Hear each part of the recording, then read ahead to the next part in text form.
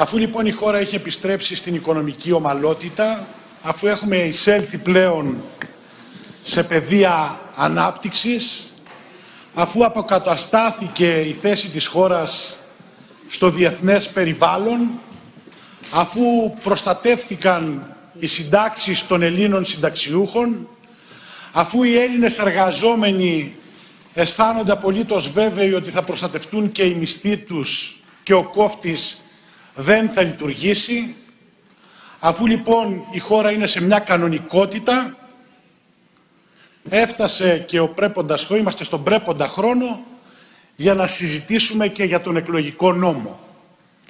Δεν θα ήθελα, κύριε Υπουργέ, να εκλάβετε σε καμία περίπτωση ως ειρωνικό τον πρόλογο της τοποθέτησής μου, όμως αυτά είναι που λένε οι Έλληνες πολίτες, ακούγοντας ότι η βολή των Ελλήνων σε αυτή τη φάση, που η κοινή γνώμη πληροφορείται για τεχνικά μνημόνια τα οποία έχουν υπογραφεί, που οι Έλληνες πολίτες δεν ακούγεται καλά, με ειδοποιούν και είναι πρόβλημα με τα πρακτικά. Αν μπορεί μαθαίνει ότι συζητάμε για τον εκλογικό νόμο. Και έρχεται η κυβέρνηση ΣΥΡΙΖΑ σήμερα και μιλάει για απλή αναλογική. Εκπρόσωποι άλλων μικρότερων κομμάτων σας είπαν ότι δεν πρόκειται ούτε για γνήσια ούτε για ανώθευτη απλή αναλογική, εφόσον υπάρχει και πάλι η πρόβλεψη του ορίου εισόδου. Αυτό όμως δεν είναι ένα δικό μας επιχείρημα. Απλά ήθελα να σας θυμίσω ότι στις εκλογές του Μαΐου του 2012 20% του εκλογικού σώματος δεν εκπροσωπήθηκε. Με τον νόμο που σήμερα εισηγείστε, αυτό είναι πολύ πιθανό να συμβεί και στο άμεσο μέλλον σε οποιαδήποτε εκλογική διαδικασία. Έρχεστε να καταργήσετε λοιπόν τον κακό νόμο και να φέρετε έναν καλύτερο. Έναν νόμο ο οποίος όμως δεν απέτρεψε τη νίκη της αριστεράς και τη διακυβέρνηση της χώρας. Το κόμμα σας ξεκίνησε από το 4% και τότε αντιπροσωπευόταν στη Βουλή, και όταν αυξήθηκε η εκλογική του δύναμη για τους λόγους που γνωρίζουμε, και σε αυτό αναμφίβολα συντέλεσε και η οικονομική κρίση, έγινε κυβέρνηση, προκήρυξε και έκανε εκλογές με τον νόμο που σήμερα καταργεί, λέγοντας ένα κοινοφανές επιχείρημα ότι η προσήλωσή του στην απλή αναλογική, αυτή εν πάση περιπτώσει την αναλογική που ο νόμος σήμερα παρουσιάζει, είναι πάγια, διαχρονική και δεδομένη. Δεν είναι έτσι, γιατί είχατε την ευκαιρία να αποδείξετε του λόγου το αληθές στις εκλογές του Σεπτεμβρίου. Δεν επιλέξατε λοιπόν να αλλάξετε τότε τον νόμο. Μου προκαλεί μεγάλη εντύπωση το γεγονός ότι ο κύριος Υπουργός θυμάται πως ο κύριος Αθανασίου πριν 1,5 χρόνο δεν άλλαξε τον νόμο, αλλά δεν σχολιάζει καθόλου τη δική του δήλωση ότι ο νόμος που σήμερα φέρνει οδηγεί σε απόλυτη ακυβερνησία. Θα έχετε το χρόνο να μας τα πείτε, κύριε Υπουργέ. Θα έχετε το χρόνο να μας τα πείτε. Εγώ δεν μπορώ να προβλέπω τα αμελούμενα. Εγώ ξέρω ότι έχετε πει μέχρι σήμερα. Όταν σας ακούσω θα έχω την ευκαιρία να σας σχολιάσω στη συνέχεια. Αν λοιπόν ο καημός της αριστεράς ήταν η απλή αναλογική, είχε την ευκαιρία να το κάνει και δεν το έκανε. Ο σημερινός νόμος, καλός ή κακός, λειτουργήσε και έδωσε κυβερνήσεις, και μάλιστα σε πολύ δύσκολες περιόδους, όπως αυτή της οικονομικής κρίσης για 6 χρόνια. Αυτό είναι σαν το επιχείρημα που λέει η αριστερά, που έλεγε μάλλον η αριστερά, ότι δεν κυβέρνησε μέχρι σήμερα, άρα δεν μπορεί να κριθεί. Τώρα όμως κυβερνάει και μπορεί να κριθεί. Και ποιος μπορεί να πει με πραγματικά και όχι με υποθετικά επιχειρήματα, ότι αν ίσχυε η απλή αναλογική για το επιχείρημα των 40 χρόνων που διατυπώνεται συνεχώς, ότι τα πράγματα θα ήταν καλύτερα σε σχέση με το σήμερα. Αυτό μόνο υποθετικά μπορεί να λεχθεί. Μπορεί να ήταν χειρότερα, μπορεί να ήμασταν σε διάλυση. Αλλά δεν θέλω να χρησιμοποιώ επιχειρήματα υποθετικά. Έρχεστε λοιπόν και λέτε, βαφτίζετε τον προτινόμενο εκλογικό νόμο ως σύστημα εκλογικής αναλογικής. Σίγουρα δεν είναι.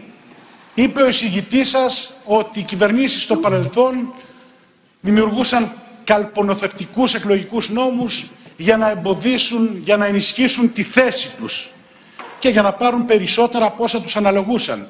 Υπήρχαν και άλλες κυβερνήσεις που δεν έκαναν αυτό, προσπαθούσαν να ανακόψουν την πορεία της αντιπολίτευσης προς την κυβέρνηση.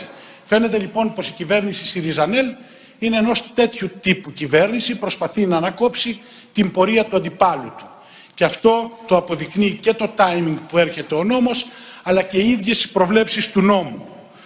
Από εκεί και πέρα λέτε ότι πρέπει να προχωρήσει η κουλτούρα των συνεργασιών, να πάμε σε κυβερνήσεις συνεργασίας και διεκδικείτε για τον εαυτό σας ότι είστε προσιλωμένοι στις κυβερνήσεις συνεργασίας που τόση ανάγκη έχει ο τόπος, ιδιαίτερα αυτή την εποχή. Κύριε, λυπάμαι. Τα γεγονότα και η ιστορία, η πρόσφατη αυτών των ετών της κρίσης, έχει αποδείξει ότι η Νέα Δημοκρατία είναι περισσότερο προσιλωμένη από τον ΣΥΡΙΖΑ στις συνεργασίες. Διότι θέλω να σας θυμίσω ότι η κυβέρνηση του Αντώνη Σαμαρά, παρά το γεγονός ότι μπορούσε να κυβερνήσει μόνο με το ΠΑΣΟΚ, επέλεξε να συγκυβερνήσει και με τη ΔΙΜΑΡ, 3 κόμματα. Εσείς τι κάνατε? Συγκυβερνάτε με έναν προεπιλεγμένο κυβερνητικό εταίρο, το κόμμα του κυρίου Καμένου, και δεν κάνατε καμία περαιτέρω προσπάθεια για διεύρυνση.